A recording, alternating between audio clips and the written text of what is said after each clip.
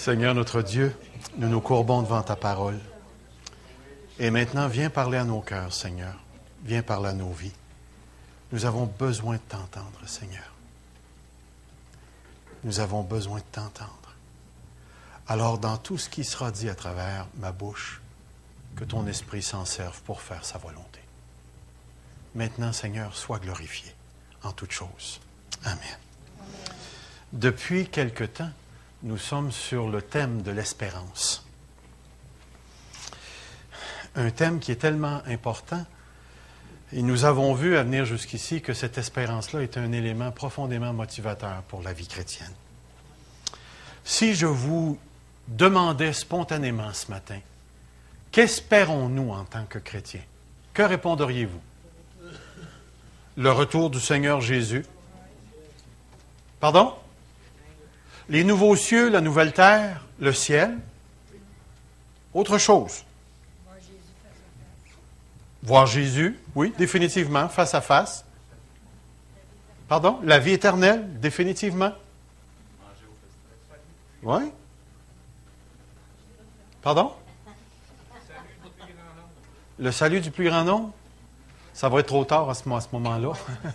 Mais on l'espère maintenant, définitivement. J'ai marqué sur, je ne sais pas si on peut le voir, si on peut le cerner. Je ne sais pas si vous le voyez bien en arrière. Mais j'ai fait un tour dans l'Écriture et j'ai remarqué ceci. Nous espérons à la résurrection des corps. Êtes-vous d'accord? Oui. C'est écrit dans la parole de Dieu. Nous espérons le renouvellement de toute la création. Nous espérons en la gloire future.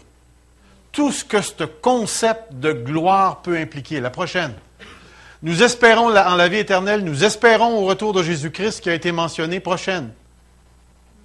Nous espérons en l'héritage des saints qui ne peut ni se corrompre, ni se souiller, ni se flétrir.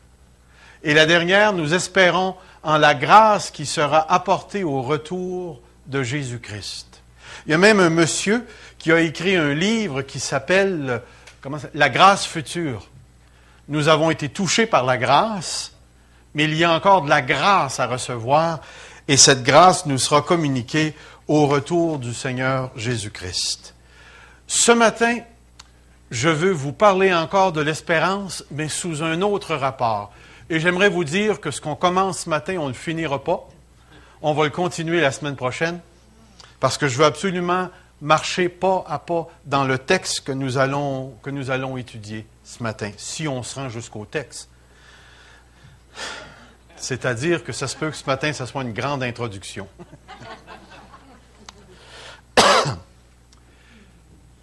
Ce que j'aimerais qu'on puisse comprendre dans l'instant qui suit, c'est de comprendre ou de saisir le rapport humain que nous avons avec l'espérance.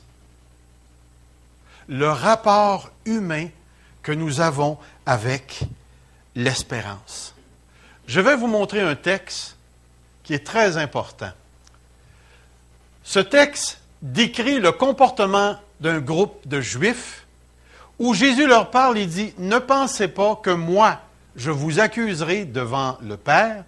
Celui qui vous accuse, c'est Moïse en qui vous avez mis votre espérance. » Ce que j'aimerais vous faire remarquer ici, ce n'est pas l'erreur que les Juifs ont faite, mais c'est de remarquer la capacité humaine de placer l'espérance. Si vous regardez bien le texte, c'est écrit celui qui vous accuse, c'est Moïse en qui vous-même avez choisi de placer votre espérance. Autrement dit, ce que je tente de dire, c'est que nous avons la possibilité, nous avons la capacité de nous positionner en rapport avec l'espérance. Regardez un autre texte que j'ai placé devant nous ce matin. Un texte qui a été adressé par l'apôtre Paul aux riches. Regardez encore la possibilité de l'être humain de manipuler l'espérance. Recommande aux riches du présent siècle de ne pas être orgueilleux et de ne pas mettre leur espérance dans des richesses incertaines. Voyez-vous, l'être humain a la capacité de décider en quoi mettre son espérance. J'ai la capacité de dire ou de fixer sur quoi ma foi se pose. Ça m'a été donné dans ma liberté. Regardez un autre texte, le prochain. Nous parlons d'Abraham. Le texte dit dans la lettre aux Romains, « Espérant contre toute espérance, il crut et devint ainsi le père d'une grande nation, de grandes nations, selon ce qui lui avait été dit, telle sera ta postérité. » Et regardez ce qu'il dit ensuite. « Sans faiblir dans la foi, il ne considéra point que son corps était déjà usé et qu'il avait près de 100 ans, parce qu'il avait près de 100 ans, et que Sarah n'était plus en mesure d'avoir d'enfants. » Et remarquez ce qu'il est dit. Il ne doutait point par incrédulité au sujet de la promesse de Dieu, mais il fut fortifié par la foi, donnant gloire à Dieu, ayant une pleine conviction que ce qu'il promet, il peut aussi l'accomplir. Regardez, espérant contre toute espérance. Essayez de vous imaginer que vous avez 100 ans.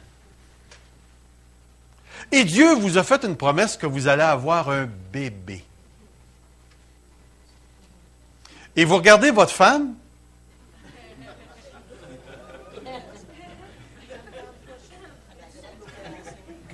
qui en a 90, et qu'elle vous dit « Youpi! » Parce que c'est un peu l'image qu'on a ici.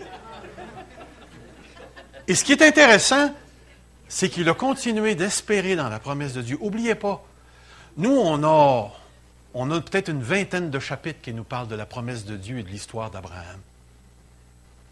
Mais le monsieur, quand il a quitté son pays, il avait 75 ans.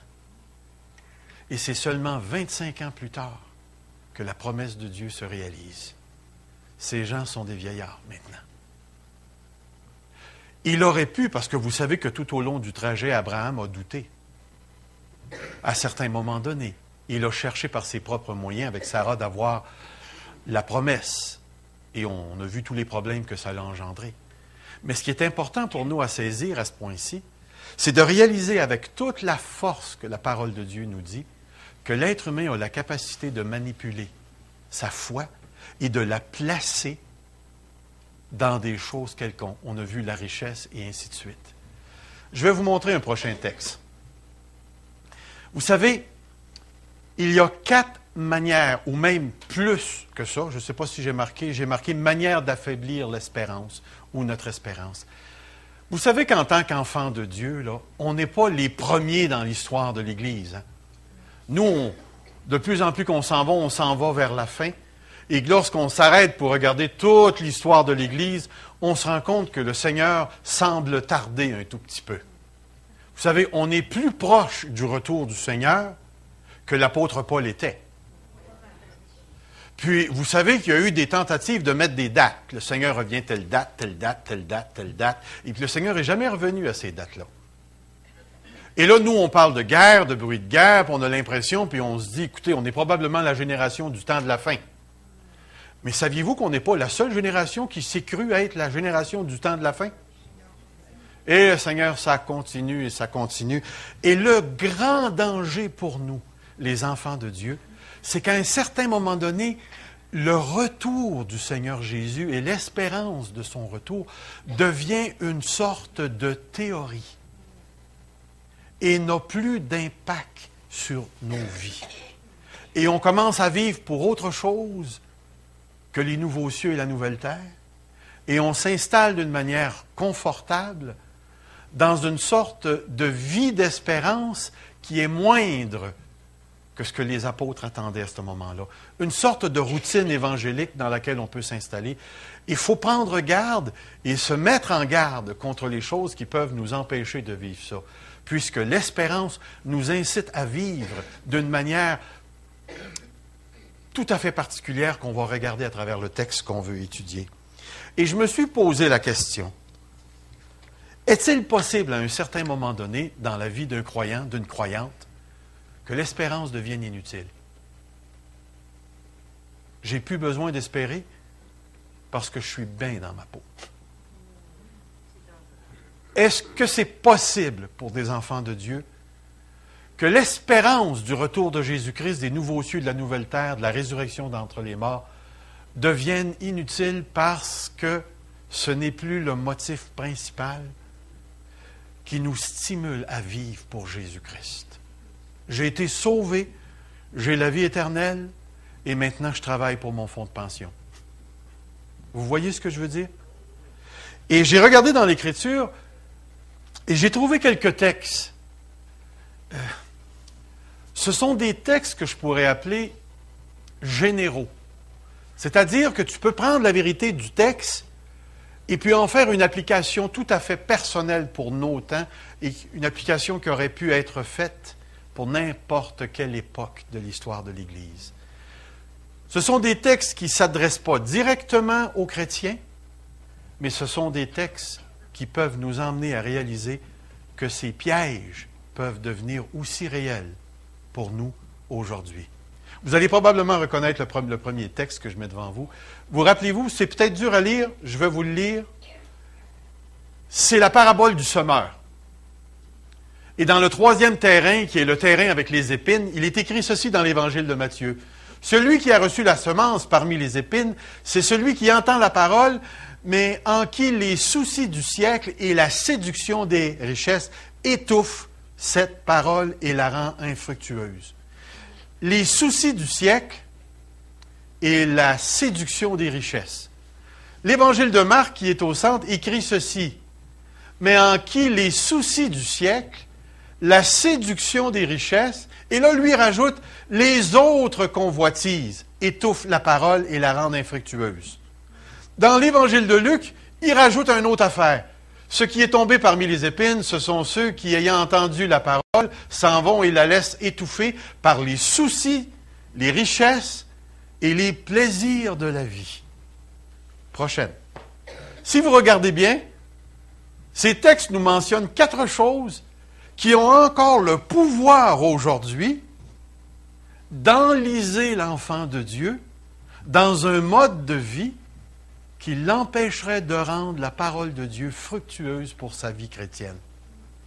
Les soucis du siècle, qu'est-ce qu'on peut mettre dans cette catégorie? Quels sont les soucis de notre siècle? Pardon? Le stress, mais est-ce que le stress est une conséquence? Les conséquences des... Pardon? Le manque d'argent. Pardon?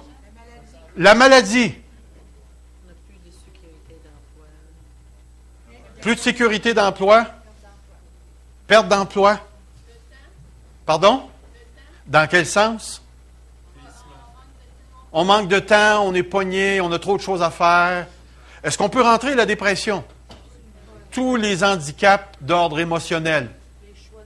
La peur de finir sa vie seul.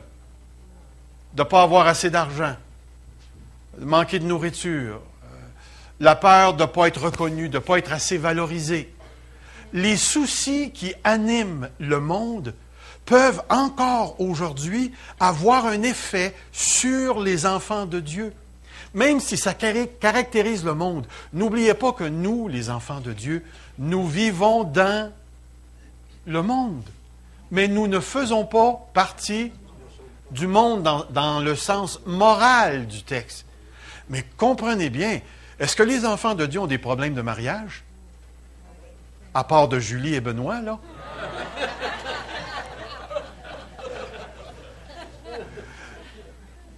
Est-ce que les enfants de Dieu ont des problèmes d'argent? Est-ce que les enfants de Dieu se battent avec la maladie? Est-ce que nos enfants nous stressent parce qu'ils ne marchent pas toujours dans les voies de Dieu? Est-ce qu'on se bat avec des petits problèmes d'église? Est-ce qu'on a des problèmes de ci? Le danger, frères et sœurs, c'est de tomber dans une prioritisation des problèmes personnels où on est tellement écrasé par nos problèmes qu'on entre dans la catégorie du siècle et qu'on commence à s'inquiéter des mêmes choses. Il y a mon ami, ça fait quelques années de ça. Il y avait un frère qui m'a approché puis qui paniquait parce qu'il était pour avoir une guerre nucléaire puis tout ça. Puis moi, j'étais assis là. Puis la seule chose qui me donne en tête, c'est, écoutez, quand il pèsera sur le piton, on sortira sur nos patios pour regarder la chose arriver parce que c'est la dernière chose qu'on va voir. On s'en va tout au ciel. Puis j'ai réalisé que le problème de la guerre nucléaire, c'est pas quelque chose qui était pesant dans ma vie à moi. Quand ça saute, ça saute. Qu'est-ce que tu veux qu'on fasse? Mais à un moment donné, mon char a cassé puis j'avais pas d'argent. Puis là, j'ai réalisé que le char cassé me dérangeait plus que la guerre nucléaire. Assez pour me mettre en colère, puis lever les yeux vers le ciel, puis dire « Ah, t'es supposé de prendre soin de moi. » Puis là, j'ai réalisé que j'étais pogné par les petits détails, les soucis. Soyons prudents, parce que c'est encore vivant, cette affaire-là. La séduction des richesses. Remarquez bien, hein, il ne parle pas de la richesse. Est-ce que c'est défendu pour un chrétien d'être riche? Non. Alors que tous les riches se lèvent. Oh, il n'y en a pas. Mais vous savez comme moi qu'aujourd'hui, le monde et l'argent. Écoutez, il y a des peuples qui meurent parce qu'il y a des compagnies qui veulent faire de l'argent. On pourrait rentrer dans les détails. La séduction des richesses a toujours été un combat, même pour les enfants de Dieu. Vous avez déjà entendu parler plusieurs fois dans des sermons où des gens vous ont dit, quand une personne donne son cœur à Dieu, il donne son portefeuille. C'est une grosse farce. Vous avez seulement à aller toucher au portefeuille et vous allez voir que le cœur... Écoutez, on est tous pris dans le même bain. On a tous besoin d'argent, de nourriture, de vêtements, de maisons, de voitures. On en a tous besoin. Notre système économique est basé là-dessus. Le danger pour nous, c'est que notre système a le pouvoir de mettre devant nos yeux quelque chose de plus grand que ce qu'on a. De nous aguicher avec la vie facile. Je me souviens plus c'était avec qui je parlais. Oh, c'était quelqu'un à l'université vendredi passé qui me disait, vous autres, les pentecôtistes, là, il dit, la vie, l'évangile de prospérité, ça pogne, vous autres? Puis là, je lui ai expliqué, j'ai dit, ben oui, j'ai dit, ça pogne. J'ai dit, on a un certain principe, une certaine théologie, parce qu'on parlait au niveau théologique. Je disais, dans la théologie de la prospérité, tout ce que tu as à dire, c'est simplement que Dieu t'appelle à l'abondance et à la richesse. Puis là, il me racontait l'histoire d'un pasteur. Écoutez bien ça, ça vaut vraiment la peine. Qui prêchait l'évangile de prospérité puis qui était supposé d'aller à Jérusalem. Fait qu'il s'est mis un T-shirt. Vous avez remarqué que je porte une sorte de T-shirt. Hein? Peut-être qu'on va l'essayer après, ce que je vais vous dire. Le pasteur a dit, si vous venez prier et poser la main sur mon T-shirt et que vous faites un don, puis là, il m'a mentionné, parce que ça s'est passé en Afrique, ça représentait 700 quelques dollars canadiens.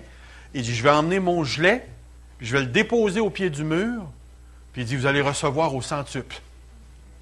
Qui, vous pensez, dans son église, est devenu le plus riche? Donc, écoutez, l'évangile de prospérité, ça marche. Pour le pasteur. Je ne sais pas si vous voyez, il y a toujours moyen aujourd'hui de produire une théologie qui déphrase la réalité de l'Évangile. Nous sommes appelés à une prospérité, mais je mets n'importe qui au défi de regarder dans l'Écriture et de prendre le mot prospérité et de regarder tous les versets où le mot prospérité est écrit. Et vous allez voir qu'en grande partie, la prospérité dont la Bible parle est une prospérité de nature spirituelle. Vous allez rester surpris. Je l'ai fait. Essayez-le. Mais c'est toujours possible. L'invasion des autres convoitises. Est-ce qu'on ne vit pas dans un monde de sexe? Est-ce qu'on ne se le fait pas offrir? Ordinateur, TV et tout ce qu'il y a autour de nous? Êtes-vous en chair ou en bois, chrétien?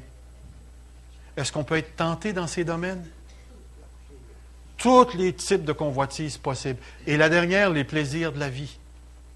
On se paye en termes de modernité toute une industrie juste pour rire.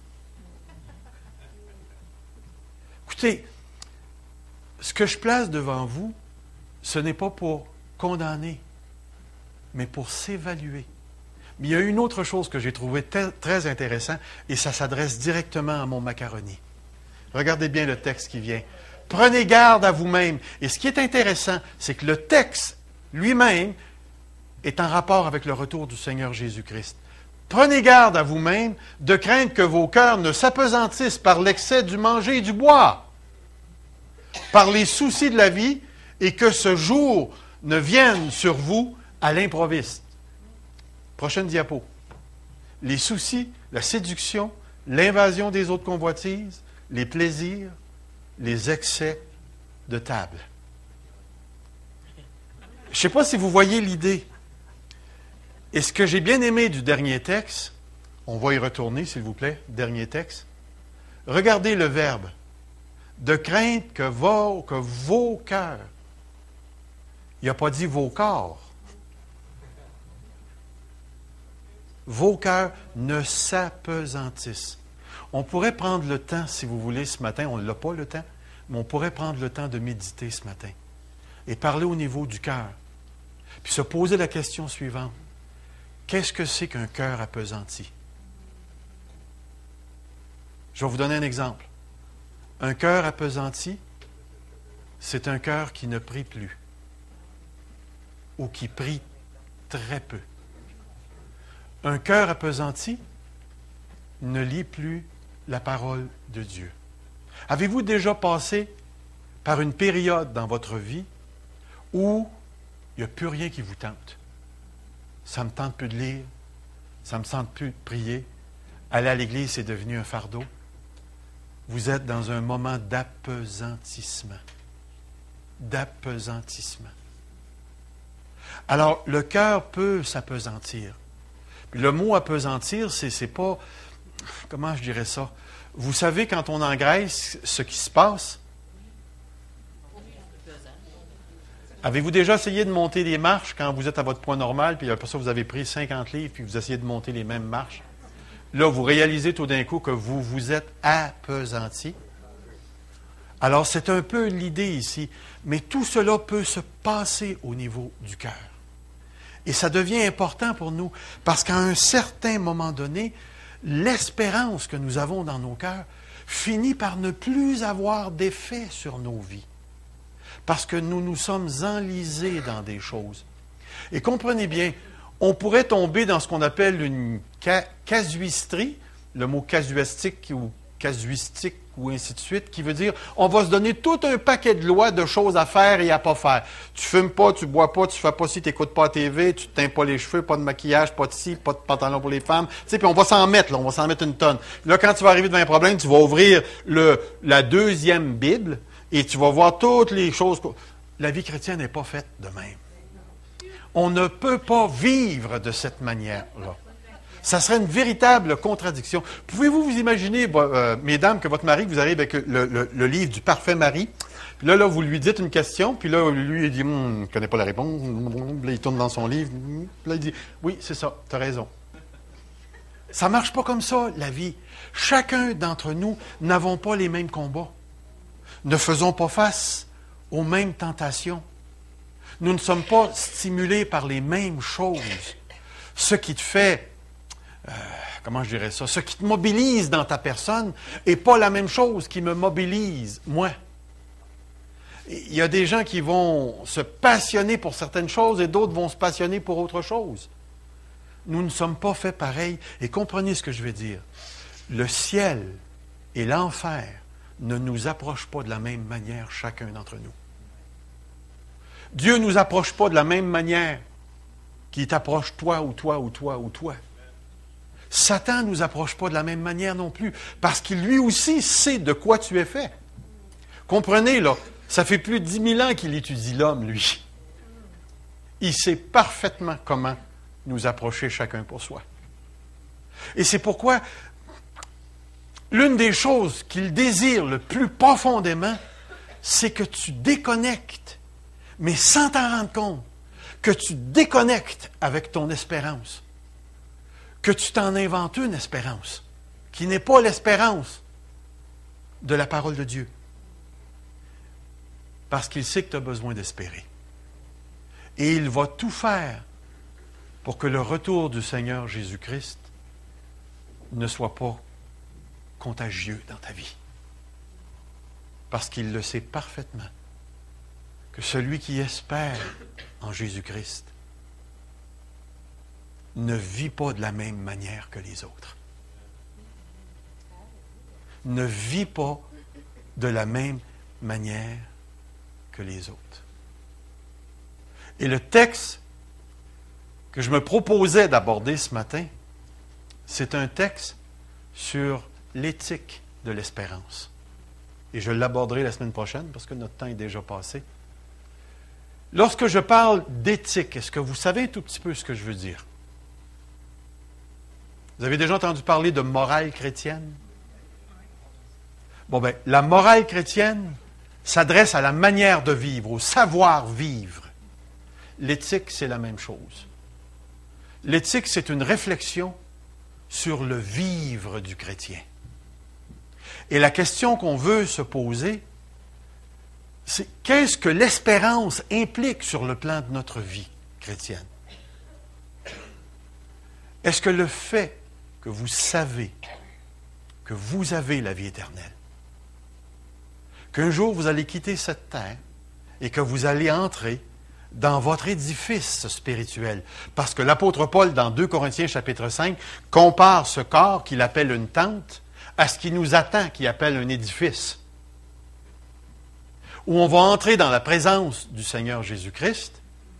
Et si le Seigneur ne revient pas et qu'on a à passer ce passage par la mort, vous allez, dans l'espace d'un moment donné à votre mort, entrer dans la présence de l'éternité, dans la présence du Seigneur, et vous allez vous retrouver dans une structure de vie qui ne correspond plus à celle-ci.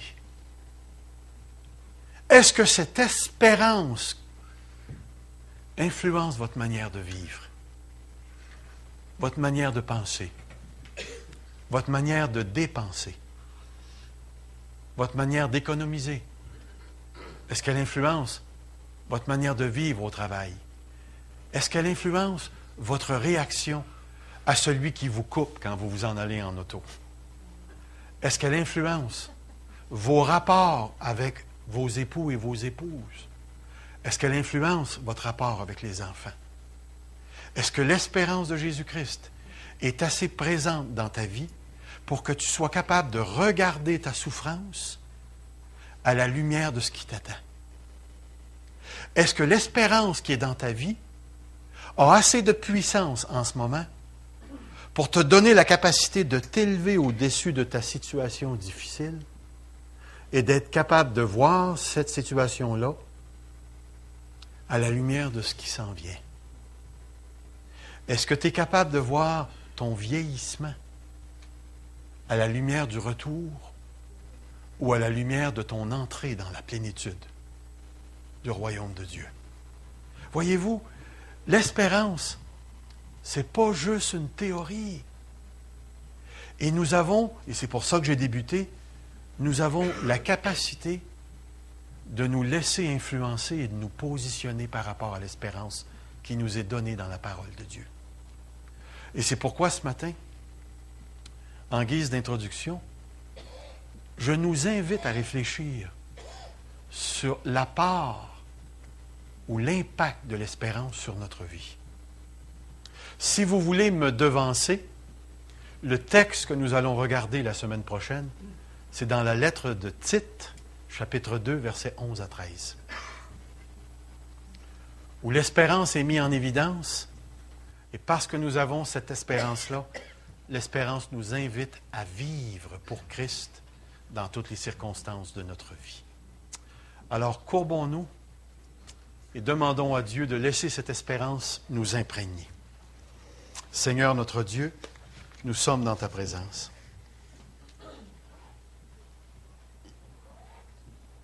Nous avons vu ce matin que nous pouvons influencer notre propre cœur par rapport à l'espérance, comme nous pouvons positivement ou négativement, Seigneur, nous positionner en raison de ton espérance.